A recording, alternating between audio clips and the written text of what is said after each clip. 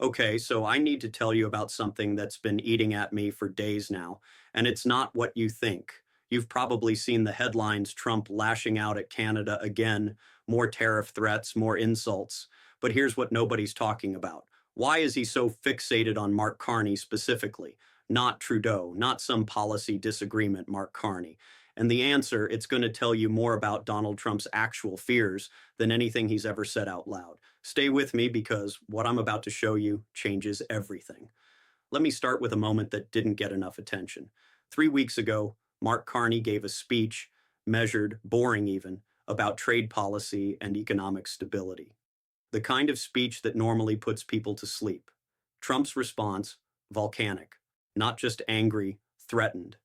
And that word matters because here's the thing about Donald Trump that we've learned over the years. He doesn't lash out randomly. There's always a tell, always a psychological trigger. And Mark Carney just walked right into the one trigger Trump can't control. But before I tell you what that trigger is, you need to understand who Mark Carney actually is, because this is where it gets interesting. Carney isn't a politician who stumbled into economics. He's not some regional leader playing on the world stage. This is a guy who ran the Bank of Canada, then ran the Bank of England, and is now being talked about as Canada's next prime minister. Goldman Sachs trained, Oxford educated, the kind of resume that in any other context Trump would want to brag about having at Mar-a-Lago. But here's what makes Carney different. And this is the part that should make your ears perk up. Everywhere he's gone, he's been called the same thing: the adult in the room, the steady hand, the guy who doesn't panic when markets panic. And that is Donald Trump's worst nightmare. Let me show you why. Trump's entire brand, his whole political identity, is built on one core premise: that chaos is strength, that disruption equals power, that the loudest voice in the room is the most important voice. For 30 years, that's worked for him. In real estate, in reality TV, in politics, being the center of attention has been his competitive advantage. Mark Carney represents the complete opposite philosophy, and he's winning with it. Think about what that means for Trump psychologically. Here's a guy who's quieter, more boring, deliberately uncharismatic, and Americans are looking at him with something Trump hasn't seen directed at a foreign leader in years. Respect, not fear, not attention. You know what's even worse for Trump? Carney isn't trying to compete with him. He's not playing Trump's game at all. He's playing a completely different game, and that game is working. Let me give you a concrete example of what I mean. When Trump threatened Canada with tariffs, Carney didn't fire back on Twitter. He didn't hold a press conference to call Trump names. He didn't play the game. Instead, he quietly started building trade relationships with Europe, with Asia, with anyone who wanted a predictable partner. And then here's the kicker. American conservatives started praising him for it. Can you imagine what that does to Trump's brain? The people who are supposed to be his base looking at a foreign leader and saying, why can't our guy be more like that? Laro.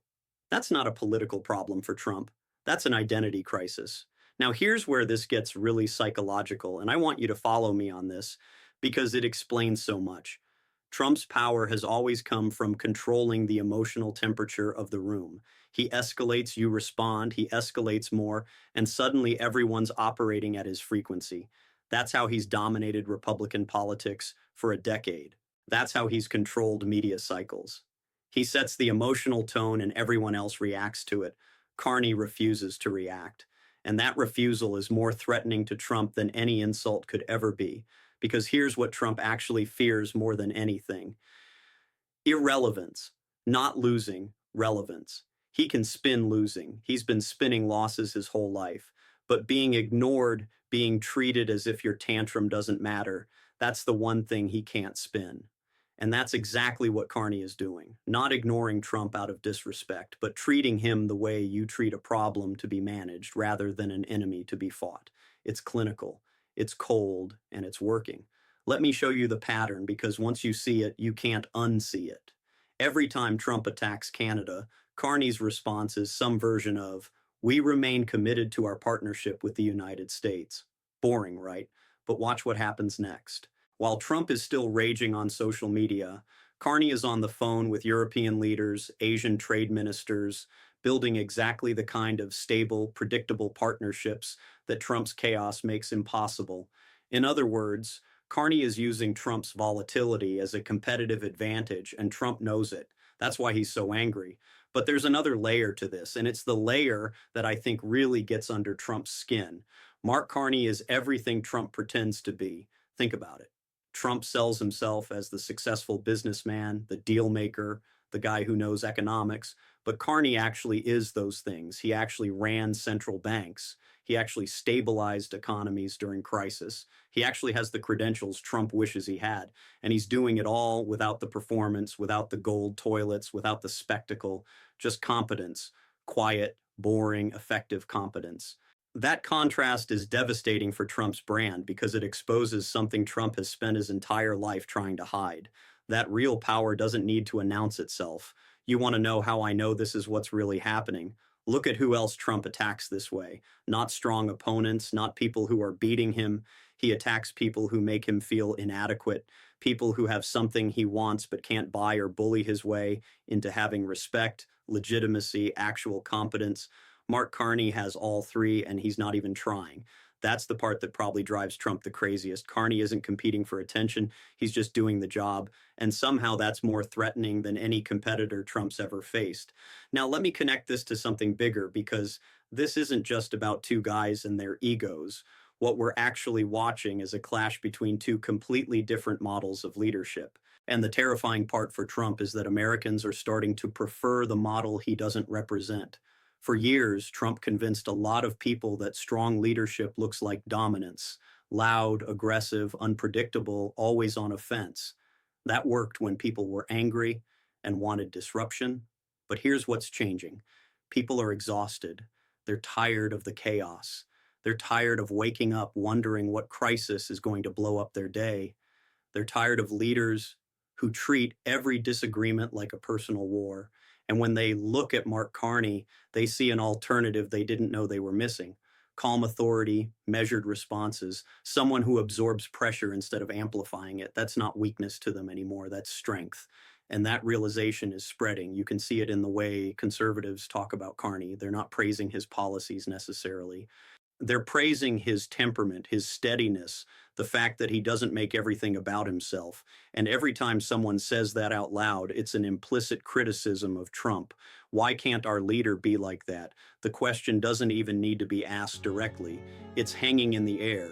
This is where Trump's fear becomes visible, because he built his entire political career on the idea that his way was the only way, that strength equals volatility, that leadership equals spectacle. Mark Carney's existence, his success, his growing respect among American conservatives, it disproves that theory. And if that theory is wrong, what does Trump have left? Here's the really fascinating part. Psychologically, Trump can't attack Carney the way he attacks other opponents. He can't call him low energy because Carney's whole brand is measured energy. He can't call him stupid because Carney's credentials are bulletproof. He can't call him corrupt because there's nothing there. So what does Trump do? He attacks the fact that Americans are listening to him. He attacks the fact that Carney dared to speak to American audiences because that's the tell. That's Trump revealing what he's actually afraid of, that Americans might prefer what they're hearing. The panic isn't about trade policy, it's about validation. Trump needs Americans to validate his model of leadership. And every time someone looks at Mark Carney and thinks that's what leadership should look like, Trump loses a piece of that validation.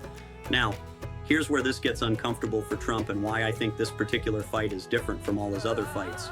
Usually when Trump attacks someone, there's a calculation. He thinks he can win. He thinks he can dominate the news cycle, control the narrative, make his opponent look weak.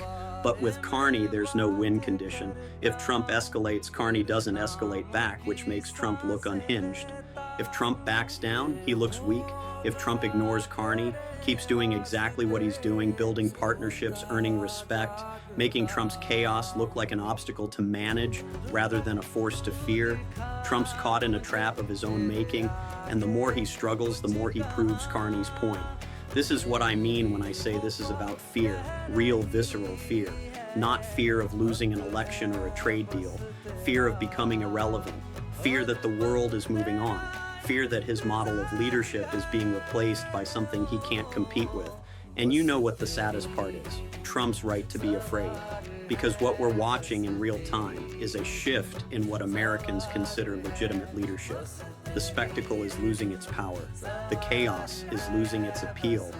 People are looking for something different, something steadier, something that doesn't exhaust them. Mark Carney didn't set out to become a threat to Donald Trump. He just kept doing what he's always done, being competent, measured, and effective. But in doing that, in refusing to play Trump's game, he became the one thing Trump can't handle, a mirror showing Americans what they've been missing, showing them that leadership doesn't have to be a performance, that strength doesn't have to be loud, that power doesn't have to be chaos. And once people see that mirror, once they recognize what's been missing, Trump's whole brand starts to crack. That's why he's so fixated on Carney. Not because of trade policy, not because of economic disagreements, but because Mark Carney represents an existential threat to everything Trump has built his identity on. The quiet guy is winning, and Trump knows it. So the next time you see Trump rage tweeting about Canada or Mark Carney or some perceived slight, don't just see it as another tantrum. See it for what it really is. That Americans are starting to ask the question Trump never wanted them to ask. What if strength doesn't look like chaos? What if leadership doesn't require spectacle? What if competence is actually more powerful than performance? Mark Carney isn't trying to answer those questions, he's just living them. And that might be the most threatening thing anyone's done to Donald Trump in his entire political career. Because you can't bully someone who won't play your game. You can't dominate someone who won't fight on your terms. And you can't perform your way out of being exposed. All you can do is rage. And hope nobody notices that the rage itself is the admission. Stay with me, because this story is far from over. And what happens next? It's going to tell us everything about where American leadership is actually headed.